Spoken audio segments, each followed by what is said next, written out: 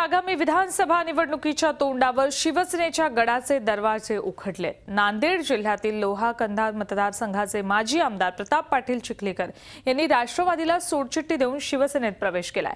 राष्ट्रवादीचे माजी उपमुख्यमंत्री विजयसिंह मोहिते पाटील यांचे पुतणे धवलसिंह विक्रांत मोरे हे सुद्धा शिवसेनेत सामील होणार आहेत। त्यामुळे राष्ट्रवादीला गळती लागल्याचं तर शिवसेनेत भरती आल्याचं चित्र सध्या तरी दिसतंय।